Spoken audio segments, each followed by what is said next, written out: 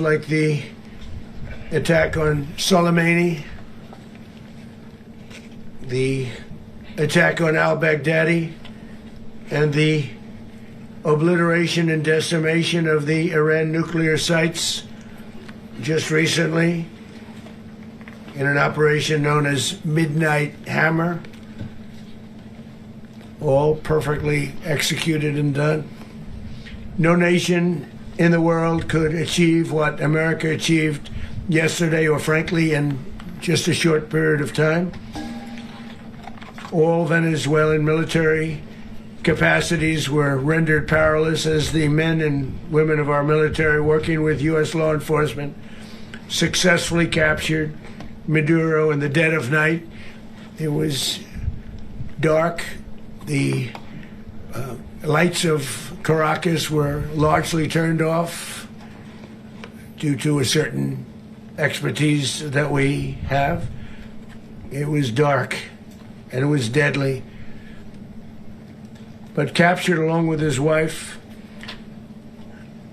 Celia Flores, both of whom now face American justice. Maduro and Flores have been indicted in the Southern District of New York. It's Jay Clayton, for their campaign of deadly narco-terrorism against the United States and its citizens. I want to thank the men and women of our military who achieved such an extraordinary success overnight with breathtaking speed, power, precision, and competence. You rarely see anything like it. You've seen some raids in this country that didn't go so well. They were an embarrassment.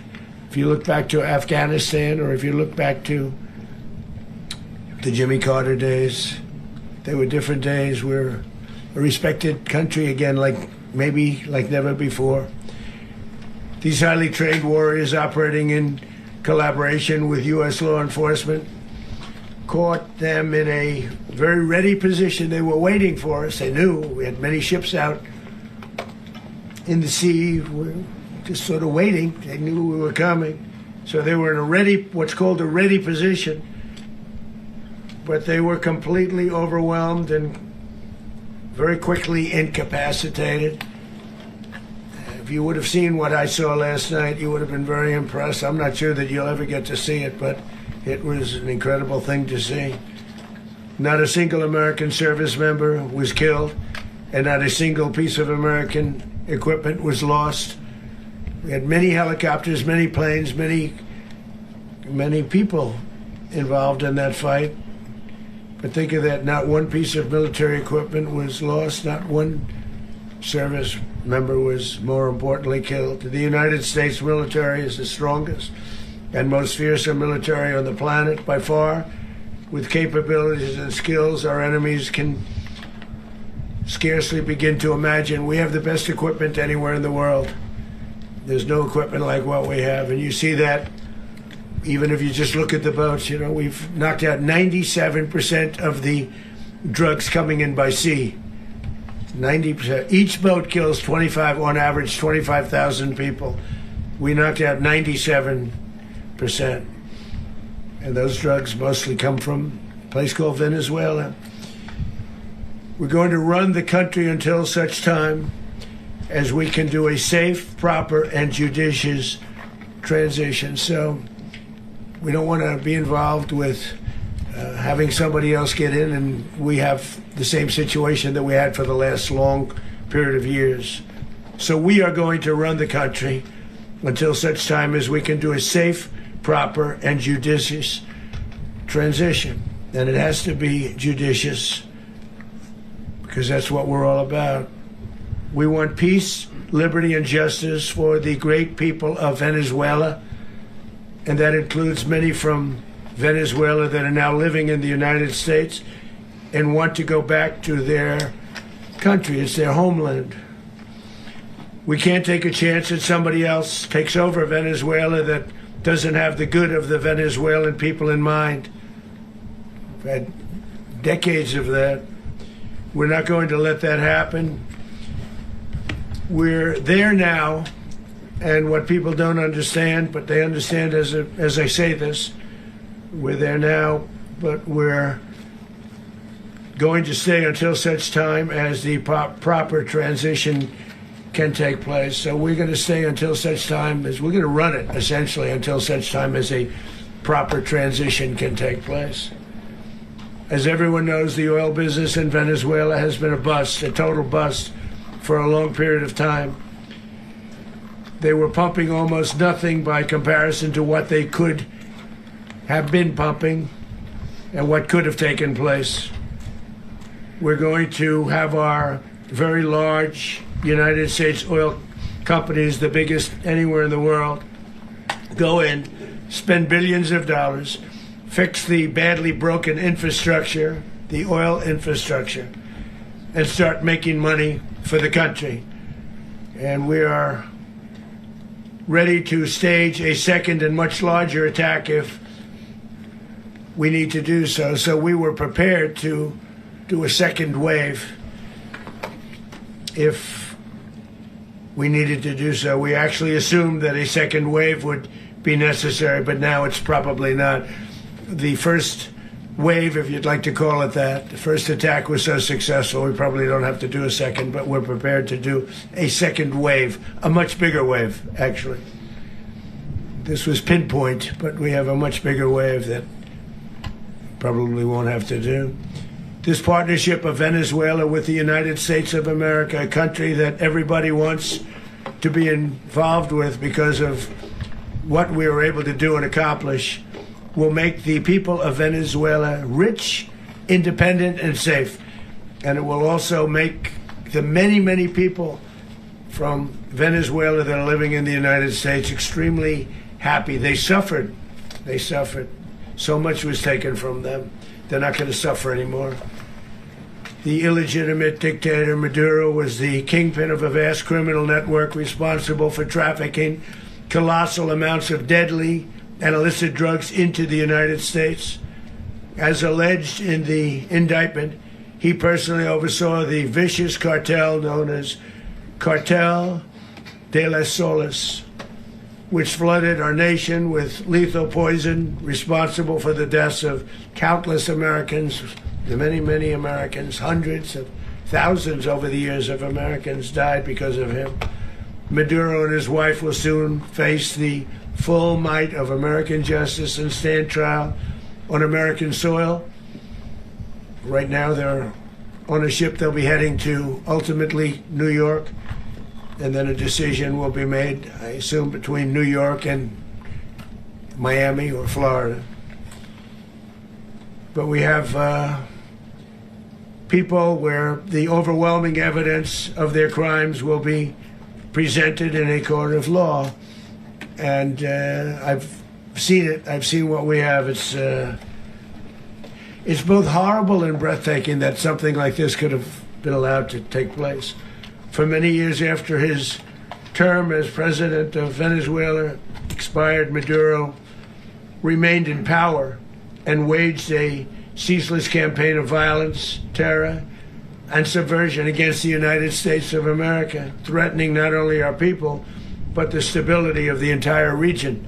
And you all saw it. In addition to trafficking gigantic amounts of illegal drugs that inflicted untold suffering and human destruction all over the country, all over, in particular, the United States, Maduro sent savage and murderous gangs, including the bloodthirsty prison gang Tren de Aragua, to terrorize American communities nationwide. And he did indeed. They were in Colorado. They took over apartment complexes. They cut the fingers off people if they called police. They were brutal. But they're not so brutal now. And I just have to congratulate our military, Pete and everybody, and our National Guard, because the job that they've done, whether it's in Washington, D.C., where we have a totally safe city, where it was one of the most unsafe cities anywhere in the world, frankly, and now we have no crime in Washington, D.C. We haven't had a killing. We had the terrorist attack a few weeks ago.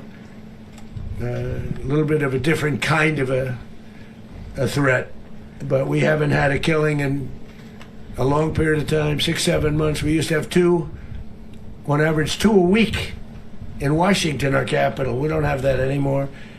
The restaurants are opening. Everyone's happy.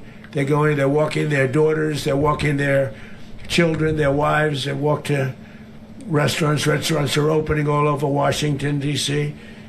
So I want to thank the National Guard. I want to thank our military. And I want to thank law enforcement. It's been amazing.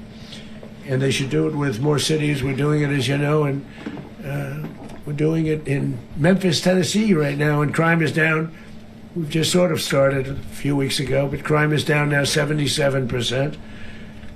And the governor of Louisiana called, great person, and he wanted us to help him, as you know, in a certain very nice part of Louisiana, and we have done that. It was a rough section, and we have crime down. I understand it's down to almost nothing already after 2.5 weeks. New Orleans, it's down to almost nothing, and we've only been there for 2.5 weeks. Can't imagine why governors wouldn't want us to help. We also helped, as you know, in Chicago, and crime went down a little bit there. We did a very small help because we had no working ability with the governor. The governor was a disaster, and the mayor was a disaster. But it knocked down crime. But we're pulling out of there when they need us. We'll know. You'll know. You'll be writing about it. And likewise, Los Angeles, where we saved Los Angeles early on, where the head of the police department made a statement that if the federal government didn't come in, we would have lost Los Angeles. That's long after the fires. That's when they had the riots in Los Angeles. We did a great job. Got no credit for it whatsoever, but that's okay. It doesn't matter. We don't need the credit. But we'll be pulling out when they need us. They'll call, or we'll go back if we have to. We'll go back. But we did a great job in various cities. But the place that we're very proud of is Washington, D.C., because it's our nation's capital. We took it from being a crime-ridden mess to being one of the safest cities in the country. But the gangs that they sent raped, tortured, and murdered American women and children. They were in all of the cities I mentioned, Tren de Aragua.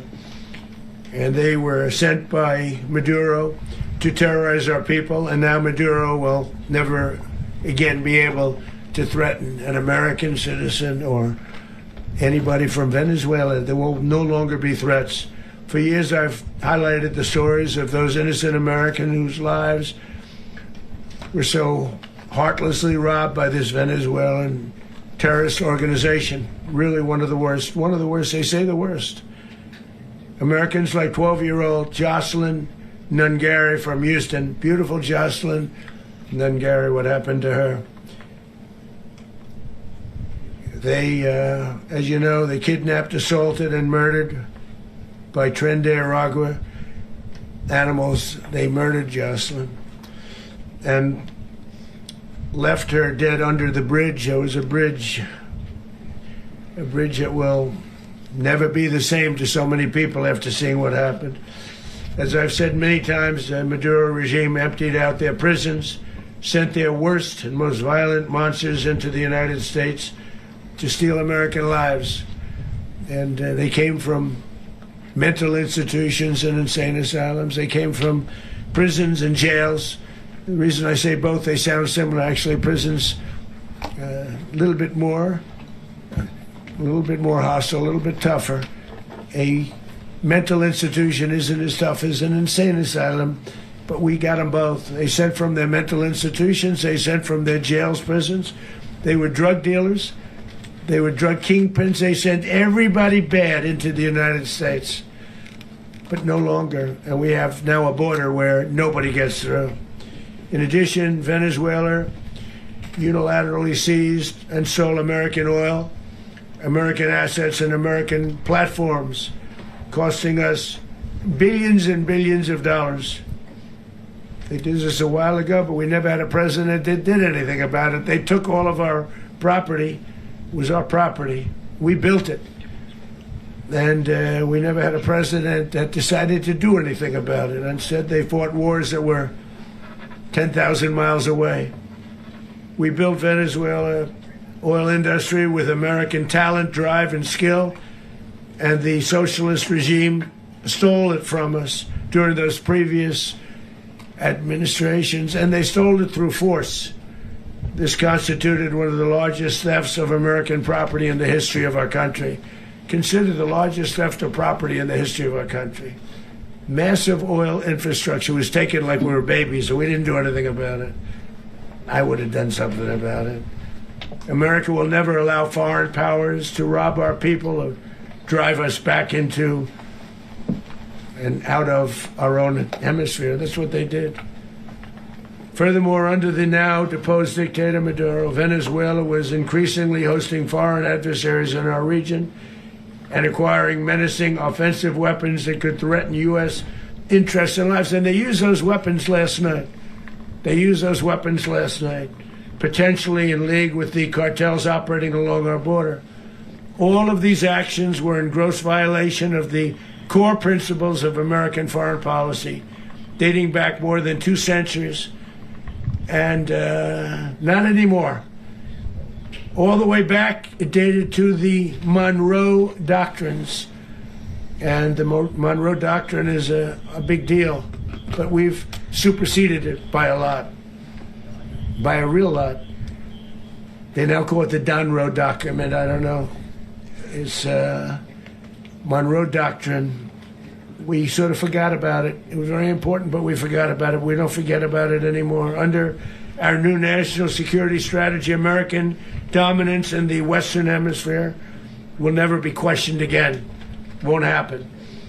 So just in concluding, for decades, other administrations have neglected or even contributed to these growing security threats in the Western Hemisphere.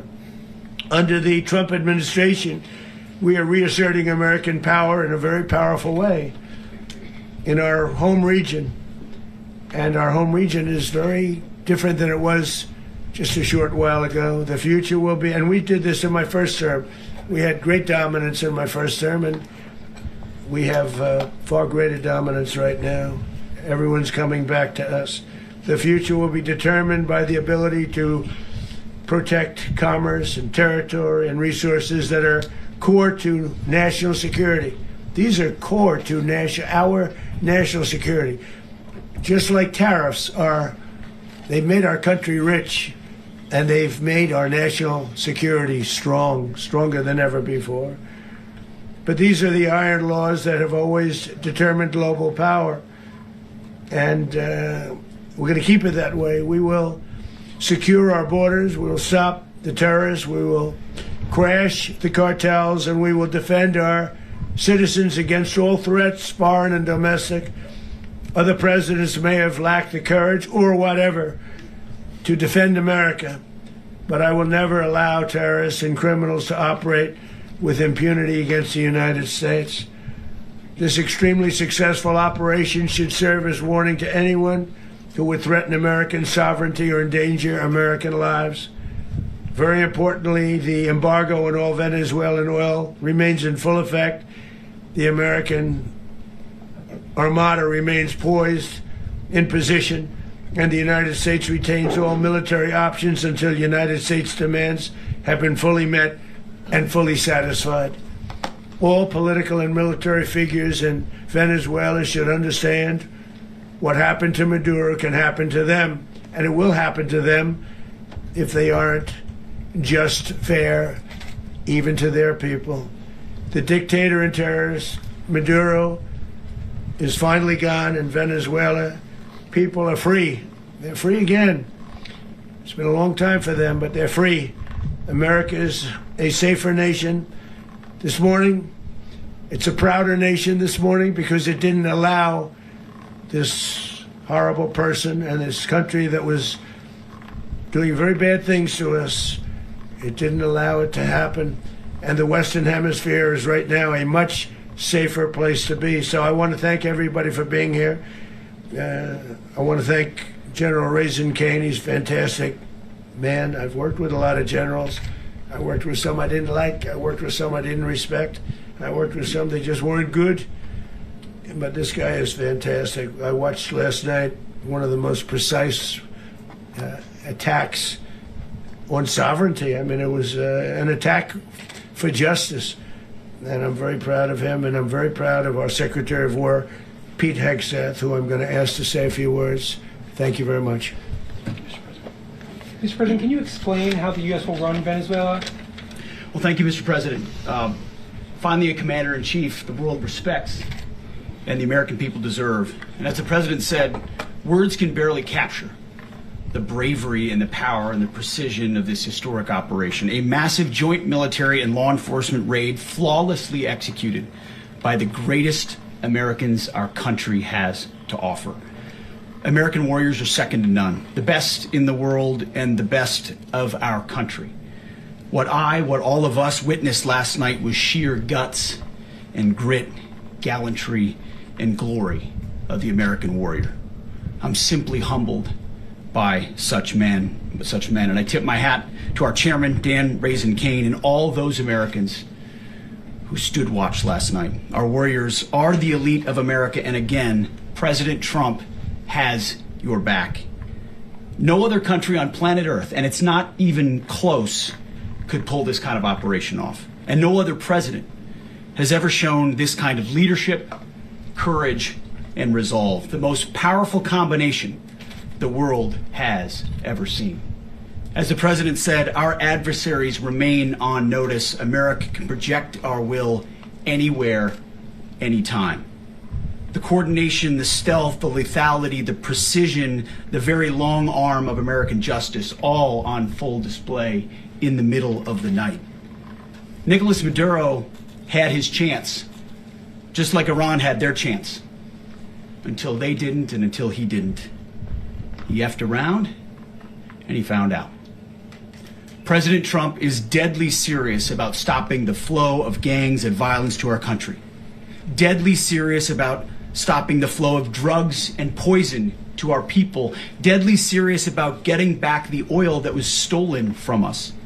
And deadly serious about reestablishing American deterrence and dominance in the Western Hemisphere.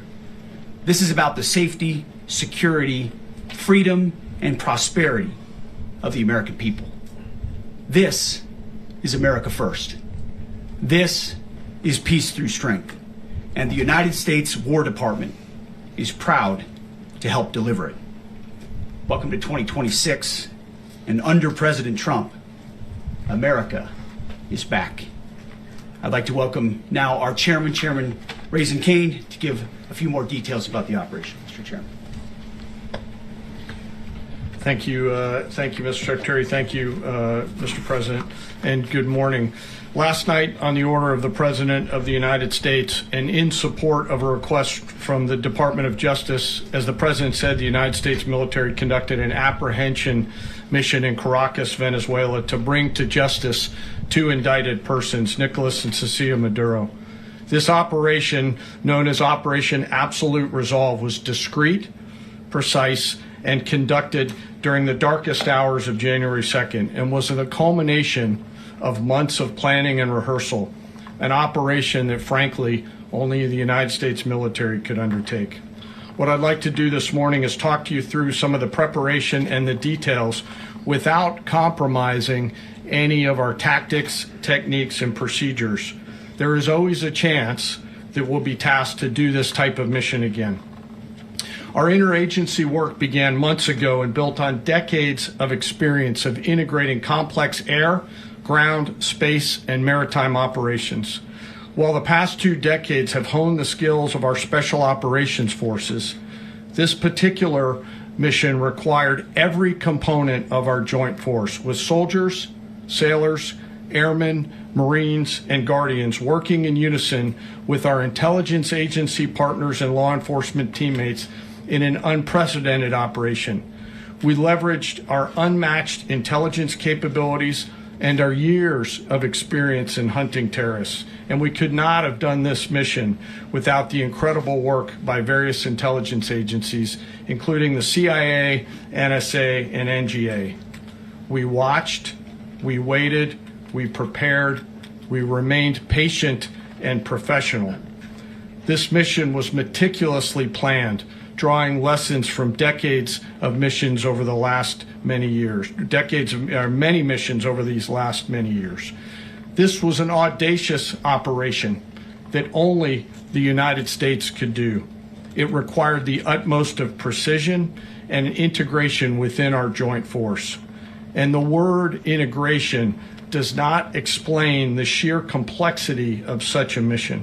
An extraction so precise it involved more than 150 aircraft launching across the Western Hemisphere in close coordination, all coming together in time and place to layer effects for a single purpose: to get an interdiction force into downtown Caracas while maintaining the element of tactical surprise. Failure of one component of this well-oiled machine would have endangered the entire mission, and failure is never an option for America's joint force.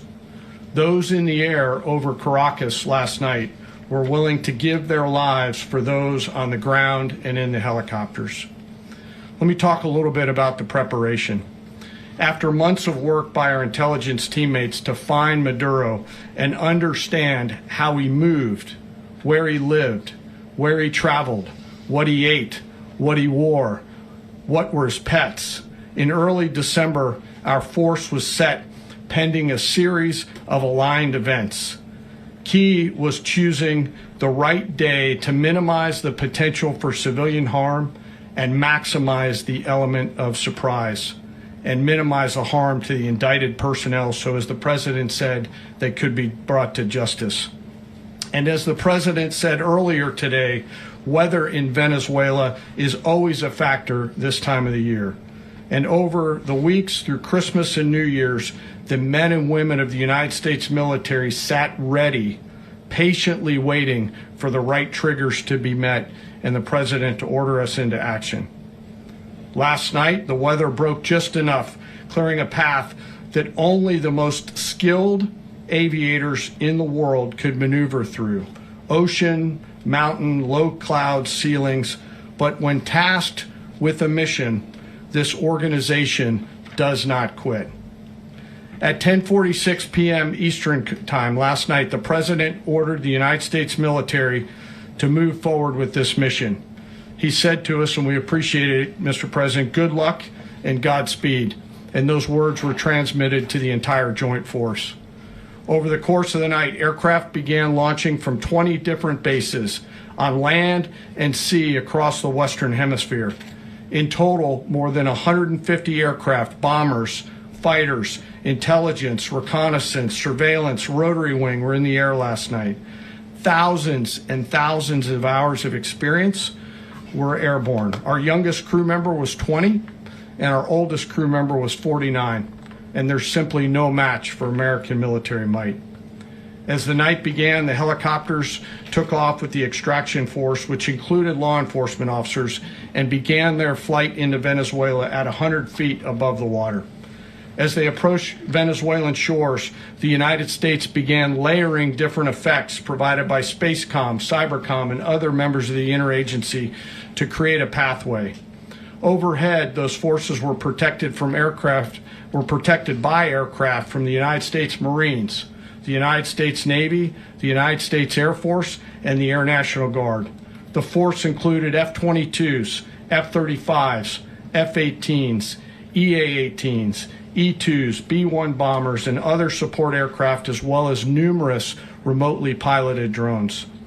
As the force began to approach Caracas, the Joint Air Component began dismantling and disabling the air defense systems in Venezuela, employing weapons to ensure the safe passage of the helicopters into the target area. The goal of our air component was, and always will be to protect the helicopters and the ground force and get them to the target and get them home. As the force crossed the last point of high terrain where they'd been hiding in the clutter, we assessed that we had maintained totally the element of surprise.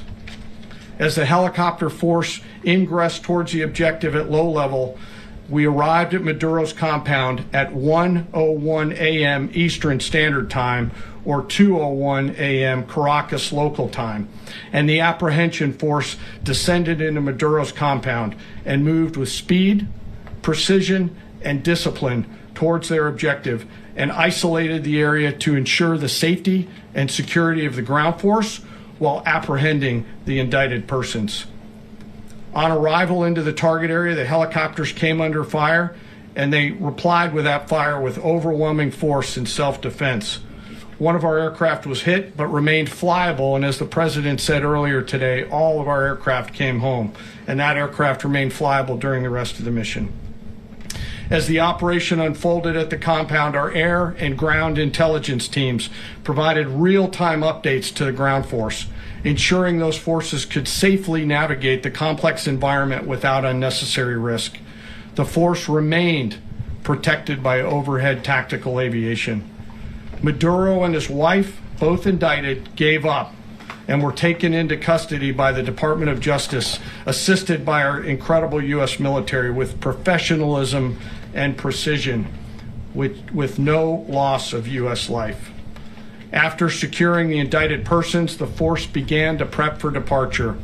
Helicopters were called in to exfiltrate the extraction force, while fighter aircraft and remotely piloted aircraft provided overhead coverage and suppressive fire. There were multiple self-defense engagements as the force began to withdraw out of Venezuela.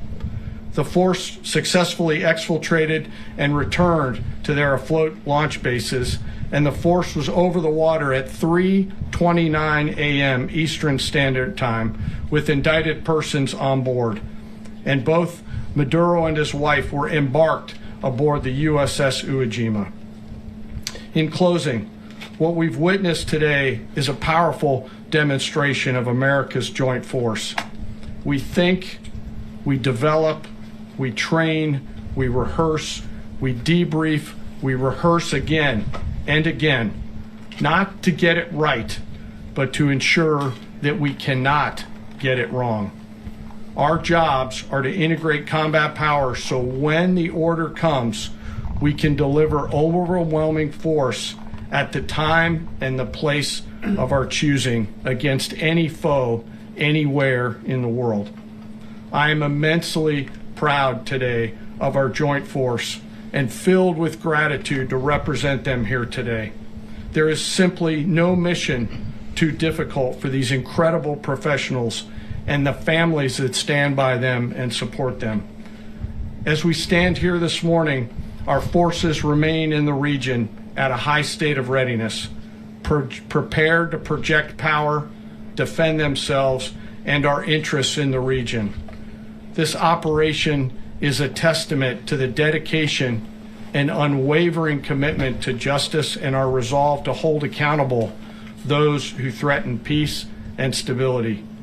In closing, I want to express my heartfelt gratitude to the brave men and women who executed this mission.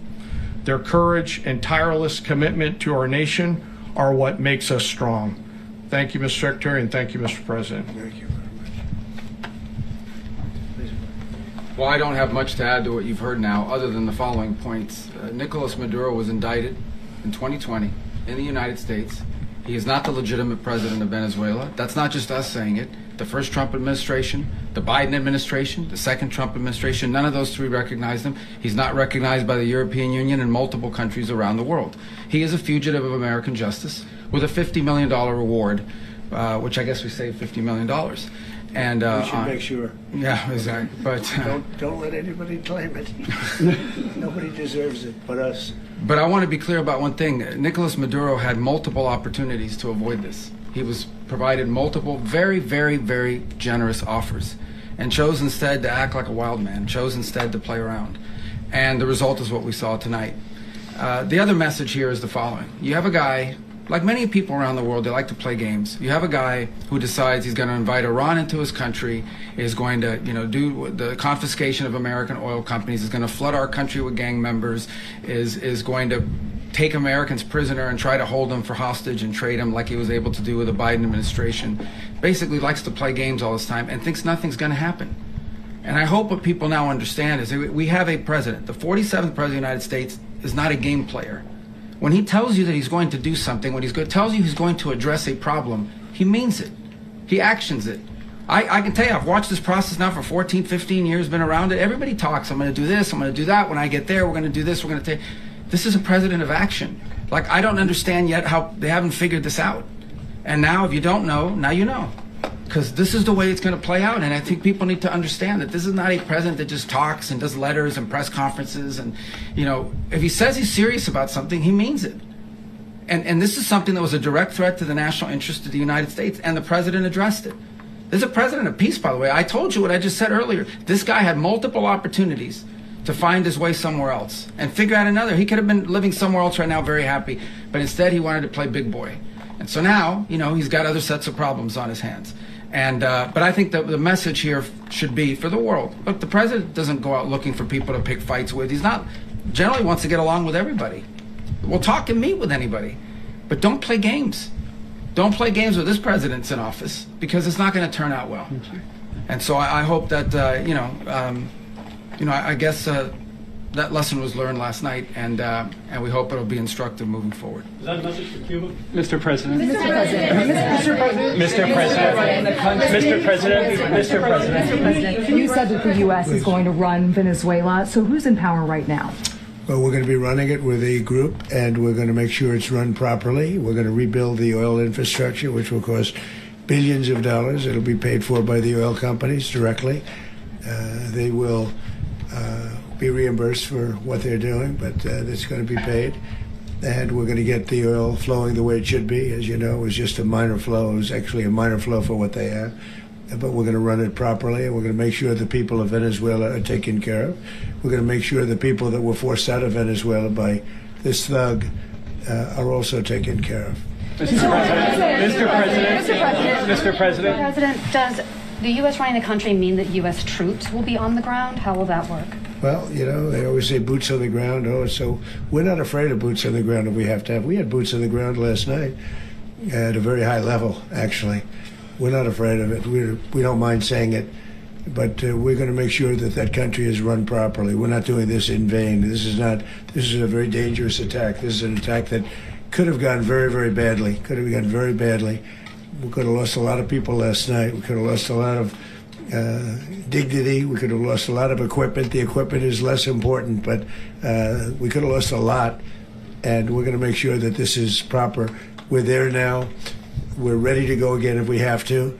We're going to run the country right. It's going to be run very judiciously, very fairly. It's going to make a lot of money. We're going to give money to the people. We're going to reimburse people that were taken advantage of. We're going to take care of everybody.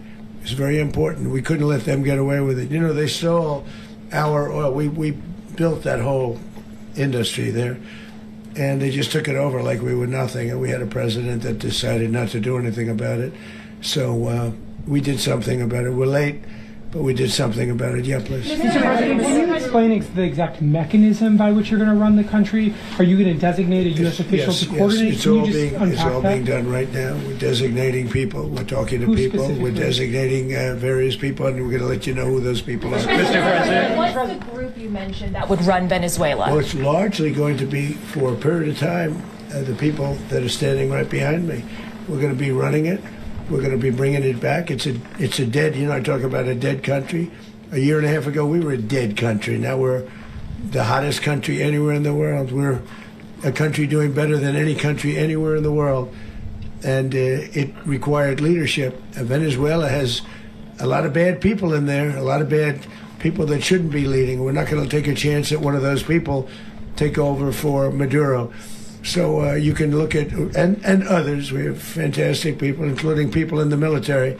So we're going to have a group of people running it until such time as it can be put back on track, make a lot of money for the people, and give people a great way of life, and also reimbursement for people in our country that were forced out of Venezuela. Mr. President. Rubio would be... You said earlier today that you weren't going to back Machado to come back and be the opposition leader in your Fox and Friends interview. And then you also mentioned the vice president of Venezuela. Are you going to work with the vice president of Venezuela, or how do you foresee the relationship going? I understand she was just sworn in, but she was, as you know, picked by Maduro.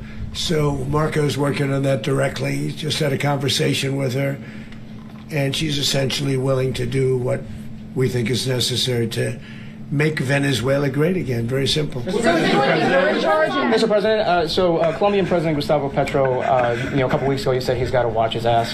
And today he said he's not concerned about anything happening to him in the aftermath of this operation. So just what your message is Well, about he that. has cocaine mills. And yeah, I think I stick by my first statement. He's making cocaine. They're sending it into the United States. So Mr. President, he does have to watch his age. Mr. President, did you notify any members of Congress in advance? Marco, do you want to talk about that? Because you were involved in it. Sure. We call members of Congress immediately after. This was not the kind of mission that you can do congressional notification on. It was a trigger-based mission in which conditions had to be met night after night. We watched and monitored that for a number of days. So it's just simply not the kind of mission you can call people and say, hey, we may do this at some point in the next 15 days. But it's largely a law enforcement function. Remember, at the end of the day, at its core, this was an arrest of 2 indicted fugitives of American justice, and the Department of War supported the Department of Justice in that job. Now, there are broader policy implications here, but it's just not the kind of mission that you can pre-notify because it endangers the mission. If I can add one thing to that, Congress has a tendency to leak. This would not be good. If they leaked, General, I think it would have been maybe a very different result. But I have to say, they knew we were coming at some point, you know. We had a lot of ships out there. They sort of knew we were coming. Mr. President. But Congress will leak, and we don't want to leak. Mr. President. You were one of the only people to watch this all play out live. What was Maduro doing when the U.S. forces entered what I assume would be his home? And also, was there any point where the U.S. was considering if Maduro pushed back or resisted killing Maduro? It could have happened. It could have happened. He was trying to get into a safe place. You know, the safe place is all steel.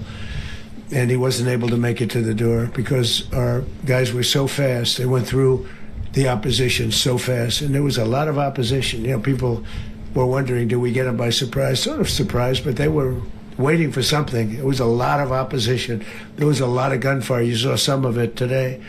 But he was trying to get to a safe place, which wasn't safe because we would have had the door blown up in about 47 seconds, they say on average, regardless of how thick the steel was. It was a very thick door. It was a very heavy door, but he was unable to get to that door. He made it to the door. He was unable to close it.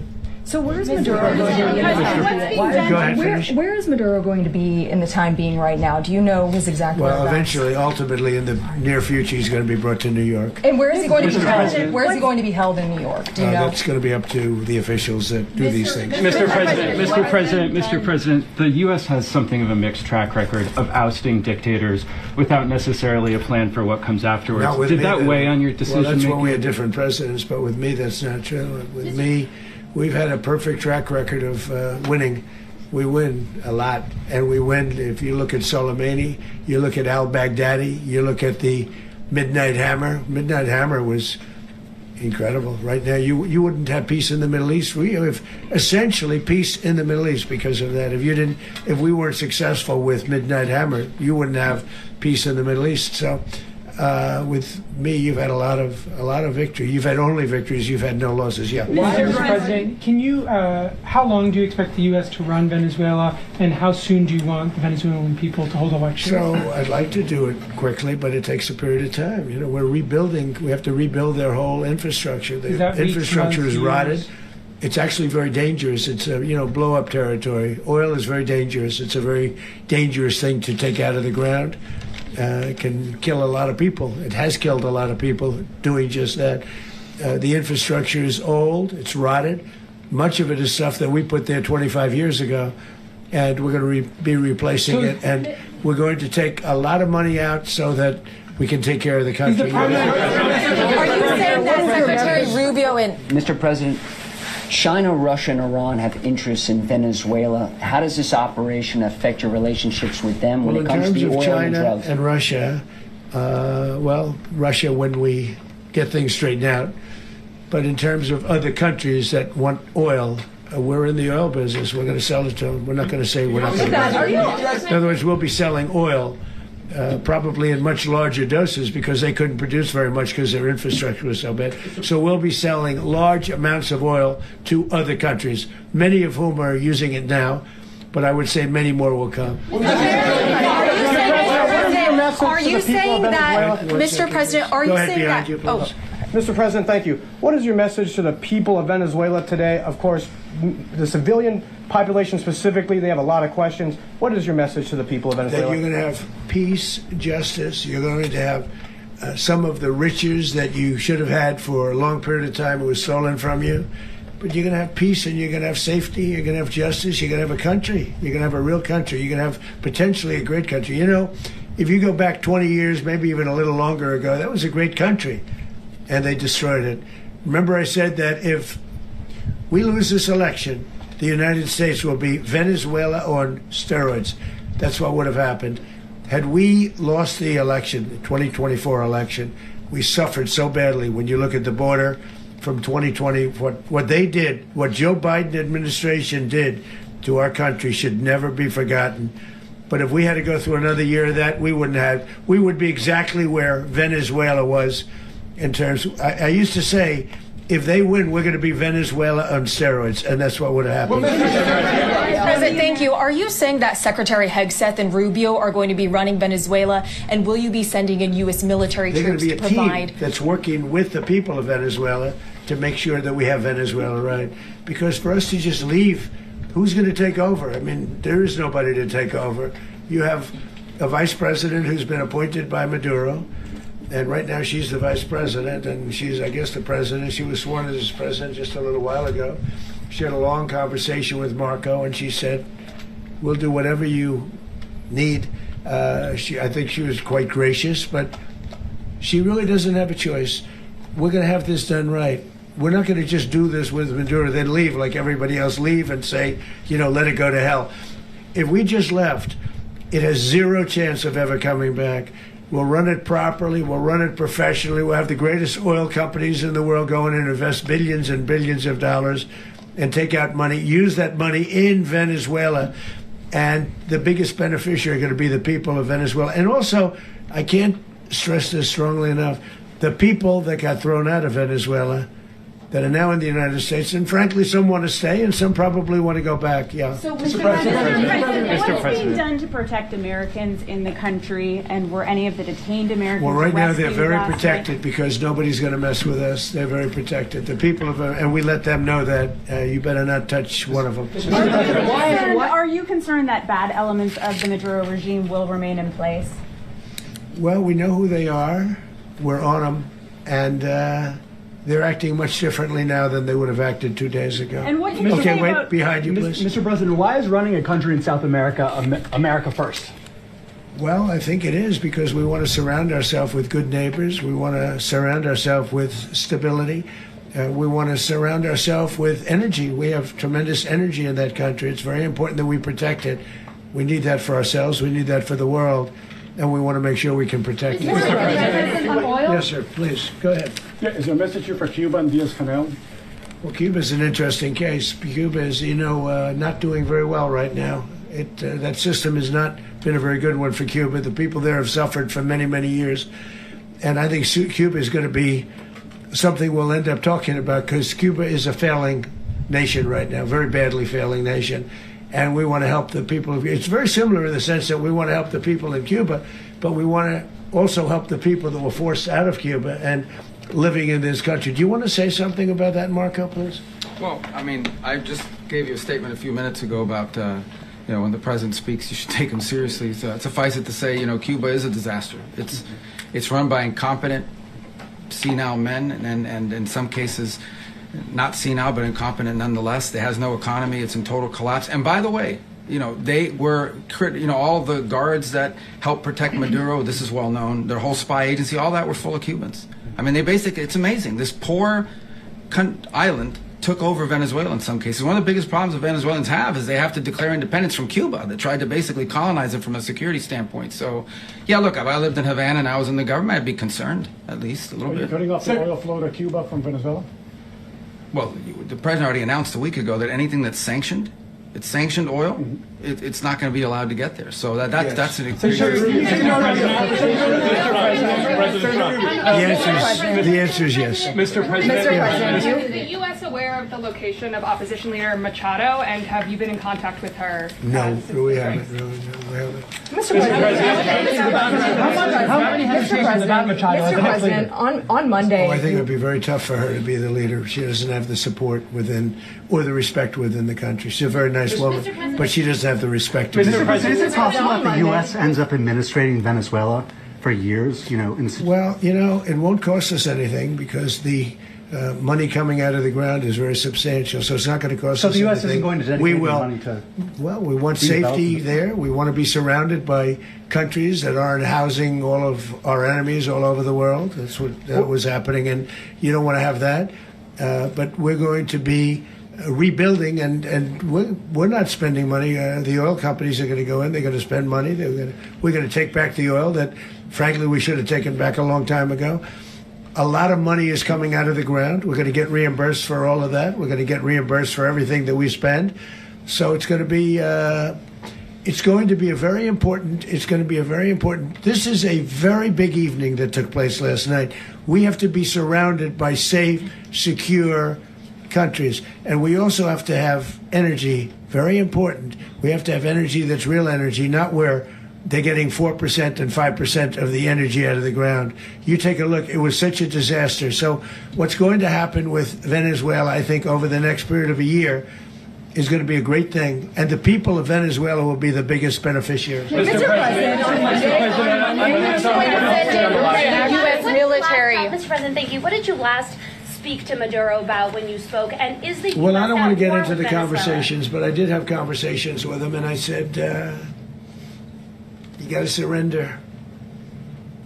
And I actually thought he was pretty close to doing so, but now he wished he did, yeah. Mr. President, can you explain, you said that Maduro is responsible for drug trafficking. You recently pardoned the former president of Honduras who was convicted on many drug trafficking. Can you explain how these two situations are different? And would you ever pardon Maduro? I endorsed, as you know, the winning president, the man who won in Honduras. I endorsed the man who won in Chile. I endorsed the man who won in Argentina. And we are doing very well with that whole group. What the man that I pardoned was, if you could equate it to us, he was treated like the Biden administration treated a man named Trump. That didn't work out too well for them. This was a man who was persecuted very unfairly. He was the head of the country. He was persecuted very unfairly. And there are a number of them. And we felt that it was a very unfair situation that happened to him. He's also a party member of the man who won. So obviously the people liked what I did. And one of the reasons that was done is because of the fact that the party in power felt very strongly that that man was treated very badly. I studied it very quickly, and then I studied it in great detail. I went to a lot of the people standing behind me, and they felt that that man was persecuted and treated very badly. That's why I gave him a pardon. Mr. President, you referenced boots on the ground earlier. Can you just sort of button this up? Do you envision the U.S. military having a presence in Venezuela as the U.S. runs that country? Well, no, we're going to have a presence in Venezuela as it pertains to oil, because we have to have, we're sending our expertise in. So you may need something, not very much. But no, we're going to be taking out a tremendous amount of wealth out of the ground. And that wealth is going to the people of Venezuela and people from outside of Venezuela that used to be in Venezuela. And it goes also to the United States of America in the form of reimbursement for the damages caused us by that country. So I want to thank you all very much. Thank you. Do you have one? Yes, please. You were so nice before. I'm going to give you the final question. Go Thank you, ahead. Mr. Unless President. it's a bad question, in which case I'll go one word. It's about Putin, if you want. About Putin? Well, okay. That's always nice. You had a to talk phone. about Putin. You had a phone call with him on Monday. Did he talk at all about Maduro? Did y'all talk about this? No, we didn't. And We then, never spoke about Maduro. Are you mad at him right now? I mean, there's this I'm not intelligence. thrilled with Putin. I'm not thrilled with Putin. He's killing too many people. There was that intelligence. I thought that would be so. I settled 8 1/4 war. You know what the 1/4 was? Thailand and Cambodia. I did it again. They broke out, and I did it in about 5 hours, and I settled it. I'm giving myself 1/4, so I'm up to now 8 1/4. In other words, I settled the war, but then they broke out. They had a pretty bad breakout over the last 4 days, I got them to go back to peace. So I only give 1/4. I thought the easiest one would be, one of the easier ones would be Russia, Ukraine. It's not. And they both have done some pretty bad things. And look, that's Biden's war. That's not my war. But I want to stop the lives. Did you see where last month, 30,000, it was 27,000 the month before. 30,000, mostly soldiers, were killed this last month. 30,000. I want to stop that. You know, I got NATO to pay 5% instead of the 2% that they weren't paying. They weren't paying 2, now they pay 5. And we send them a lot of munitions. We send them a lot of things, missiles and various other things, a lot. And they pay. The United States is not losing money. We're probably making money on that. It's the last thing I care about. I just want to stop all those people. We're losing 25, 30,000 human beings. They come from 2 places that are very far away. But if I can stop, because it's something I've been pretty good at doing, deals, I guess. It's all a deal. Life is a big deal. But if I can stop that war and stop 30,000 young people, in addition to the fact that people are being killed in Kiev, people are being killed in other cities throughout, you know, a much smaller number, but they're being killed, viciously killed. So I'm not happy about it. I thought that would be something that would get solved. We have Mr. Witkoff here. I think that we're making progress, but that's a war that should have never happened. If I were president, it would have never happened. Putin says it. Everybody says it. If I were president, that would have never happened. But I inherited that war. That was Joe Biden, Zelensky, and Putin. I came into the situation, and it's a mess. And I will say this. I watched an operation last night that was so precise, that was so brilliant. I mean, it was incredible. If we had our people, like this general and our people involved, that war would not have gone on very long, that I can tell you. That war, to use an old term, that war has become a bloodbath, and we wanted to get stopped. Thank you very much. Are you concerned a rogue Venezuelan general can take over the country? Can you talk about your conversation with the vice president?